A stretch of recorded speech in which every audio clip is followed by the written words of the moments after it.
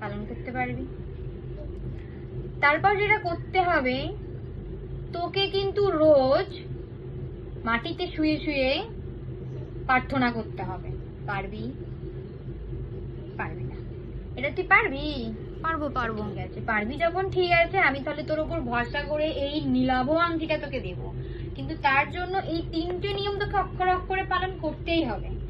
আর যে নিয়মটা রয়েছে, যেটা অক্ষরে অক্ষরে পালন না করলেও চলবে, সেটা হলো রোজ রাতে ঘুমানোর আগে ভালো করে ঠাকুরের নাম জপ করবি না। বল, পারবি? ঠিক আছে, ওকে একটা নীলাভ আংটি তাড়াতাড়ি তৈরি করে দাও। পেমেন্টটা করে দে, বিলটা দিয়ে দে, ওরা তৈরি করে দিয়ে দেবে তোকে 5 মিনিটের মধ্যে। বাইরে গিয়ে অপেক্ষা কর। নেক্সট। ভিডিওটি শুধুমাত্র মজা করে বানানো। যদি ভিডিওটা ভালো লেগে থাকে একটা লাইক, একটা কমেন্ট, একটা শেয়ার করে দিও। দেখা হচ্ছে নেক্সট ভিডিওয়ে। টাটা।